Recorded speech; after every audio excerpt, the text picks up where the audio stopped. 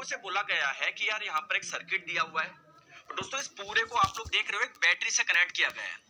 एक बैटरी का positive terminal होता है, बैटरी का नेगेटिव टर्मिनल होता है। पॉजिटिव टर्मिनल से क्या निकलती है, करंट निकलती है, निकलती जाती है, जाती है, ऐसे जाती है।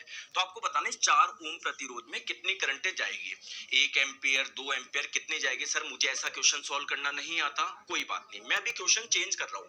मैं आप लोगों से बोलना चाह रहा हूँ कि इसका इक्विवेलेंट रेजिस्टेंस निकालो, समतुल्य प्रतिरोध निकालो। समतुल्य प्रतिरोध का मतलब क्या है, सर 2 प्रतिरोध लग रहे हो या 3 प्रतिरोध लग रहे हो ना, उनका एक प्रतिरोध बनाना है। चलो समतुल्य प्रतिरोध निकालो। पहला क्वेश्चन ये है, कैसे निकालते हैं, ध्यान से समझो।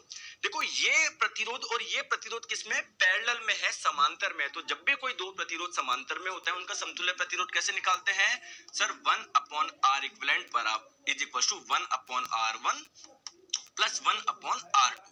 तो 1/R इक्विवेलेंट बराबर 1/R1 पहला प्रतिरोध, इसको मान लो कितना हो गया 3 ओम, प्लस 1/R2 दूसरा, इसको मान लो कितना हो गया 6।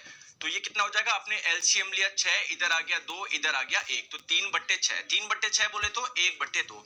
तो अगर 1/R इक्विवेलेंट की वैल्यू 1/2 आई है तो R इक्विवेलेंट की वैल्यू कितनी आई है, 2 आई है।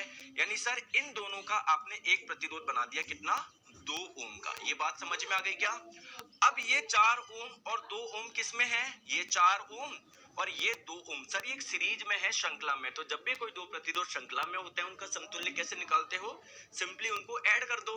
तो इसका और इसका समतुल्य प्रतिरोध कितना आ जाएगा, 6 ओम आ जाएगा। यानी अभी आपने क्या बताया है, इसका समतुल्य प्रतिरोध बताया है, लेकिन क्वेश्चन में कुछ और पूछा गया है।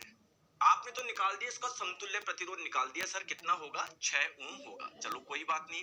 अब आप लोग मुझे बताओ इससे करंट कितनी निकलेगी, बैटरी से करंट कितनी निकलेगी, सर कैसे पता लगा सकते हैं। फॉर्मूला है V बराबर I इंटू R।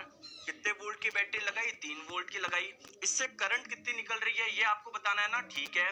रजिस्टेंस कितना था टोटल, सर 6 ओम का था।